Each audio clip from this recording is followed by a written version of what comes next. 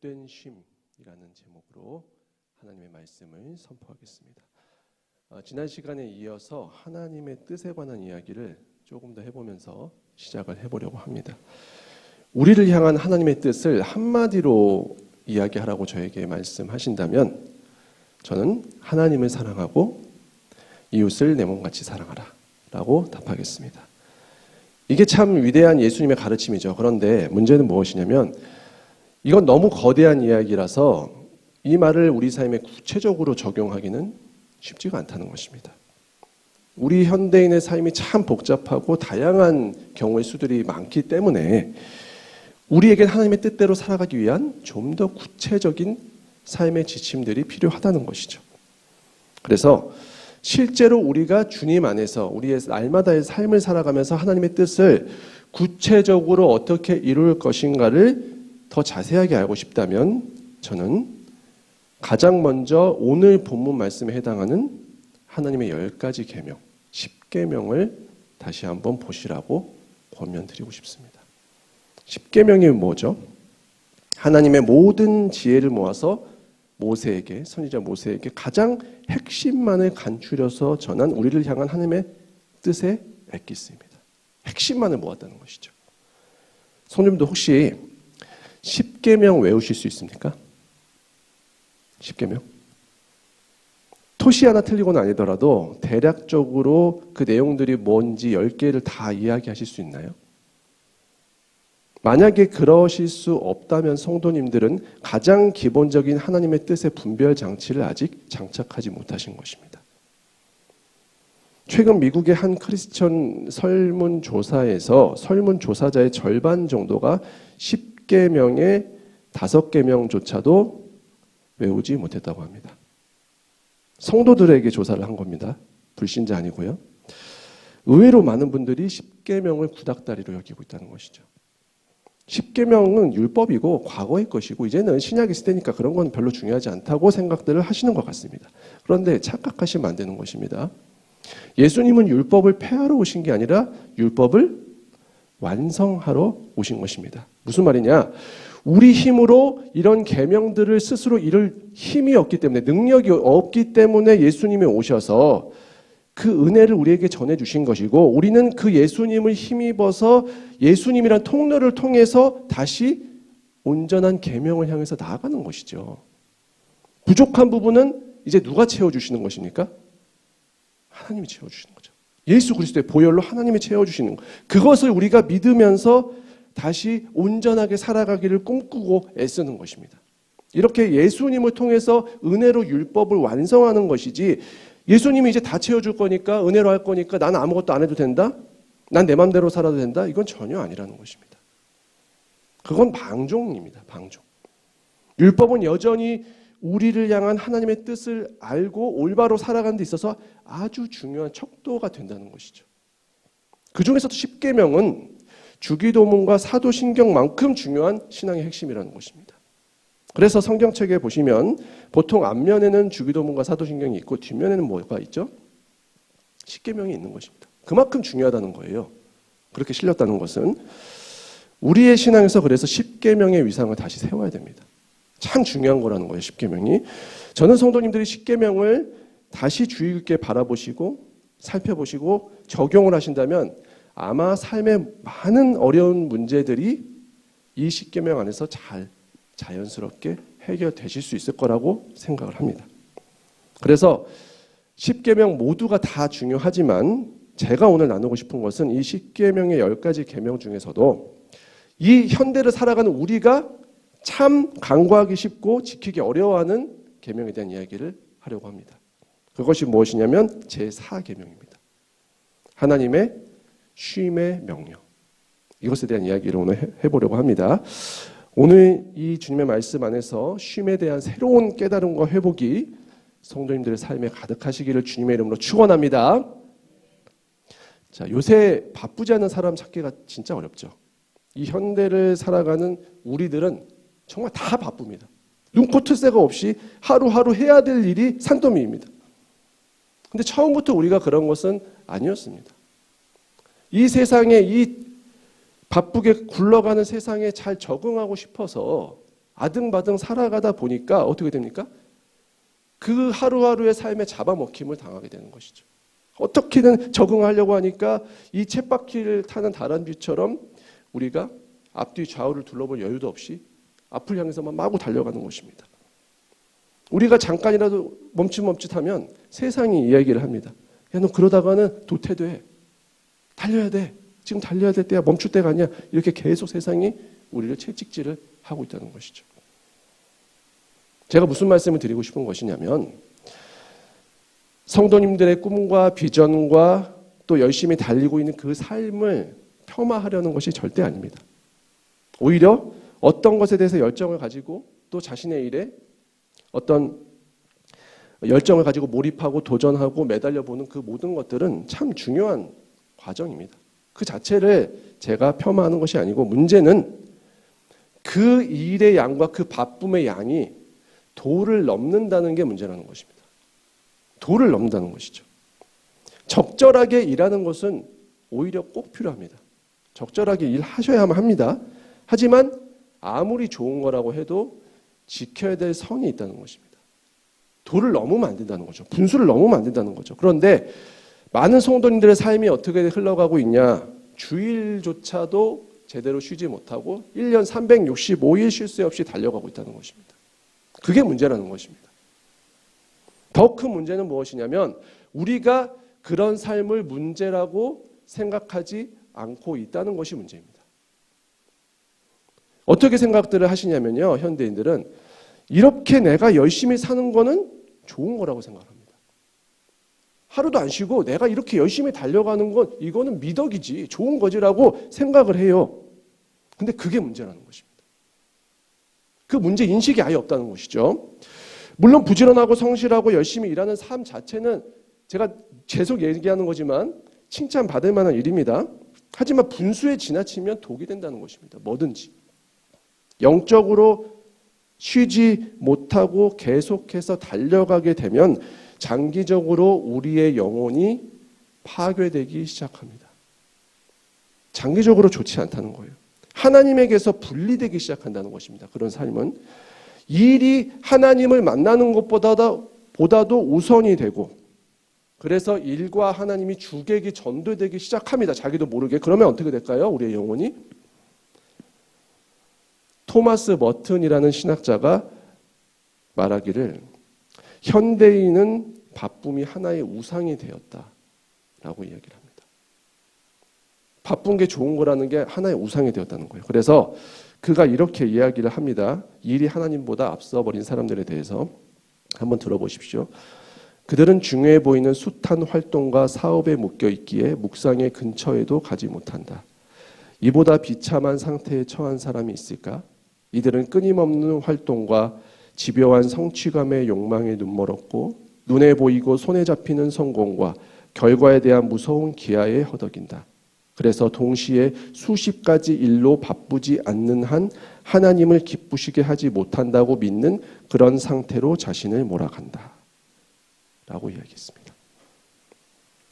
성공, 효율성, 생산적인 삶이 좋은 것이라는 우리의 과한 믿음은 가장 중요한 우리의 영혼을 방치시키고 있다는 것입니다.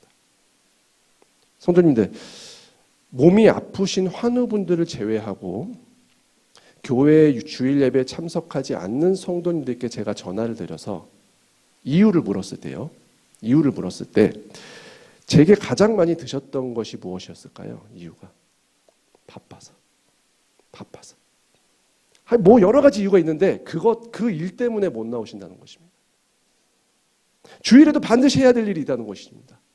예배도 오지 못할 만큼 자녀 문제, 결혼 문제, 시험, 이직, 자격증, 직장, 새 사업 등등등 인생에서 시간을 투자해서 해야 될 중요한 일들이 생기면 많은 분들이 이것을 위해서 어떤 날까지 포기를 한다는 거예요? 주일까지도 포기를 한다는 것입니다.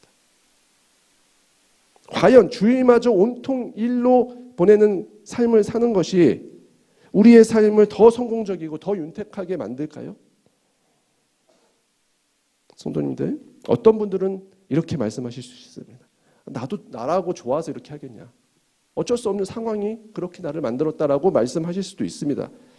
그런 분들에게 저는 오늘 8절의 말씀으로 도전을 드리고 싶습니다. 신앙의 도전. 8절 말씀 한번 띄워주시겠습니까? 하나님의 명령입니다. 권유가 아닙니다. 안식일을 기억하여 거룩하게 지키라. 명령이라는 것입니다. 하나님의 명령. 쉼은 성도에게 그렇게 하면 좋고 안 되면 말고 너는 맘대로 해라. 이런 옵션이 아니라는 것입니다. 하나님의 요구라는 것입니다. 명령이라는 것을 분명하게 아셔야 됩니다. 이것이 오늘 말씀의 첫 번째 메시지입니다. 잘 들어주십시오. 안식일, 즉 주일은 최선을 다해 쉬십시오. 하나님의 명령입니다. 쉬는 것을 최선을 다해야 될까요, 우리가? 이상한 말로 들으실 수 있을 것입니다. 그런데 내가 쉬고 싶을 때 쉬는 게 아니라 주님이 정하신 날에 쉬시라는 것입니다. 주일, 주님이 정하신 날, 주님이 안식하신 날에 나도 쉬는 것입니다. 그걸 애쓰시라는 것입니다. 지금 주일에도 뭔가 계속 바쁘고 루틴이 막 돌아가고 계십니까? 쉬시면 마음이 불편하십니까? 불안하십니까? 그래서 자연스럽게 쉬실 수가 없는 상태시라면은 의지적으로 쉬셔야 됩니다. 의지적으로요. 하나님을 믿고 쉬셔야 됩니다. 어쩔 수 없는 게 아닙니다. 계속해서 못 쉬시면 탈이 납니다. 영혼의 탈이 난다는 것입니다. 그래서 오늘 이 8절 말씀에 주님의 명령으로 제가 도전을 드리는 것입니다. 쉬시라는 거예요. 주님 안에서 쉬는 것이 성도의 능력입니다. 쉼은 일을 방해하는 요소가 아닙니다. 오해하시면 안 돼요. 제대로 쉴 수 있는 사람이 능률적으로 잘 일할 수도 있는 것입니다. 잘 쉬어야 잘 일하는 거예요. 주일 하루를 성도는 하나님 안에서 쉬어야만 영적인 양식을 채울 수 있습니다. 그리고 그 양식을 힘으로 삼아서 한 주간의 삶을 해내는 것입니다. 내 힘이 아니고 하나님의 힘으로, 그 주시는 영적인 양식으로요. 주일조차도 그런데 쉬지 못한다면 우리는 주님 앞에 설 수 있는 단 하루의 시간도 확보하지 못하는 것입니다. 그 영혼이 어떻게 될까요? 말씀드리지 않아도 성도님들이 더 잘 아실 것입니다. 그래서 주일을 쉬는 것은 우리 그리스도인들에게, 우리 성도에게는 양보할 수 없는 가치가 되어야 되는 것이 이 이유입니다.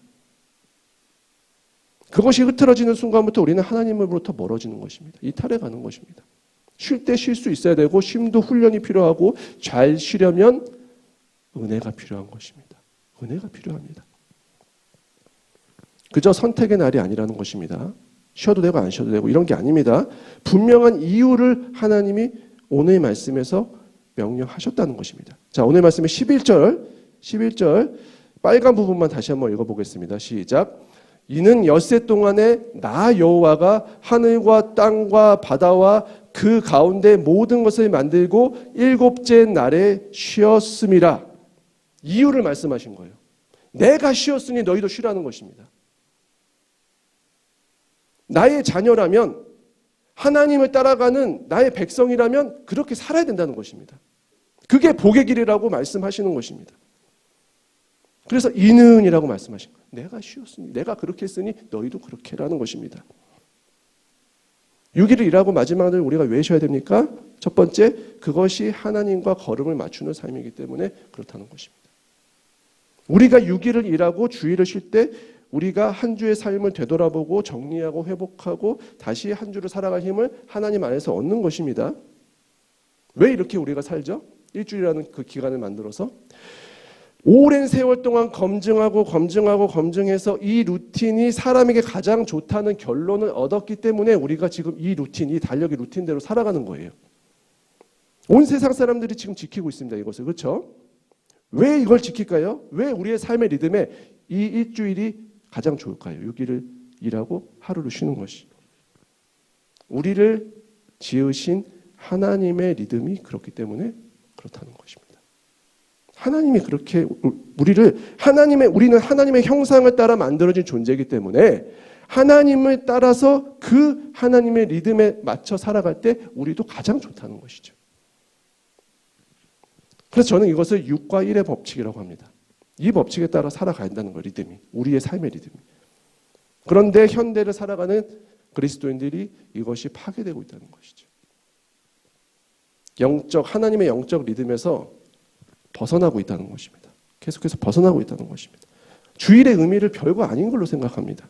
쉬면서 그래도 아깝게 보내는 것보다는 주일에 그래도 뭐라도 하면서 뿌듯하게 하루를 마감하는 게 더 좋은 거죠. 그게 안심이 되는 거죠. 안 그러면 불안한 것입니다. 내가 이렇게 아무것도 안 해도 되나? 이 불안병에 걸려 있다는 거예요, 우리가. 생산성이라는, 효율성이라는 그 우상의 말에 많은 성도님들이 속아 넘어가시는 것입니다. 성도님들, 6일간의 삶 가운데서 열심히 사는 것 잘하시고 계시는 것입니다. 하지만 주일까지 그것을 적용하시는 것은 일과 하나님을 바꾸시는 것입니다. 하나님의 명령을 무시하시는 것입니다. 그런데 많은 분들이 자기도 모르는 사이에 일을 새로운 주인으로 모시면서 살아가신다는 것이죠. 하지만 결국 그분들은 하나님도 잃고 일도 잃게 될 것입니다. 오래가지 못하거든요. 그런 삶은 오래갈 수 없습니다.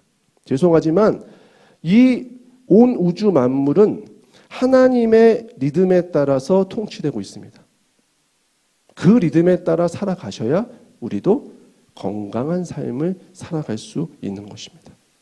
사랑하는 성도님들, 하나님의 뜻을 따라 살기 원하십니까?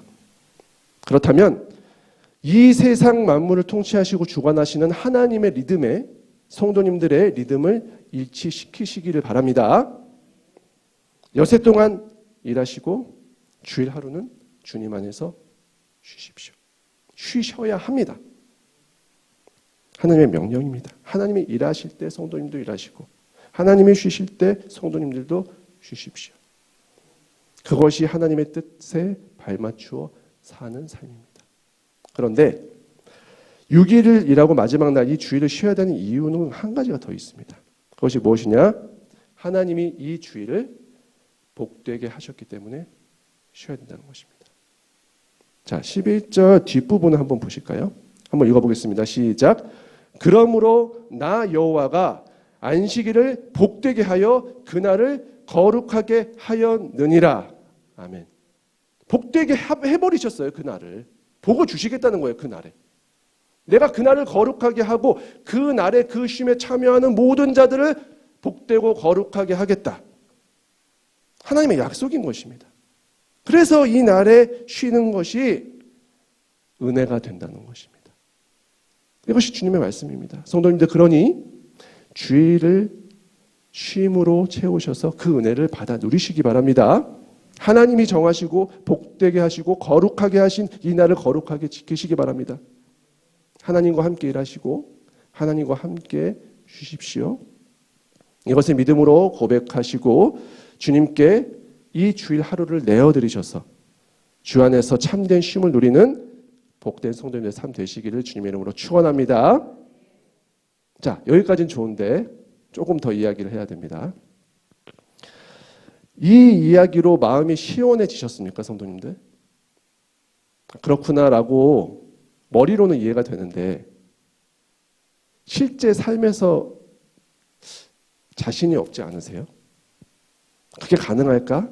당장 일요일이면 당장 월요일에 준비해야 될 게 산더미인데 쉴 수 있을까? 목사님이 우리 상황을 모르시니까 그렇게 이야기할 수 있지라고 생각하시진 않으십니까? 저도 바쁘게 살아가는 현대인 중에 한 사람으로서 성도님들의 삶을 이해합니다. 때로는 의도치 않게 불강력적으로 너무 많은 일이 우리에게 올 때가 있습니다. 그렇죠? 그게 우리의 삶에 놓인 현실이라는 거죠. 이 한국 사회에서, 이 도시에서, 이 바쁘게 돌아가는 상황 속에서 우리가 실제적으로 주일에 쉼을 누리기가 참 어려워지고 있는 현실이라는 것은 저도 잘 알고 있습니다. 이해합니다.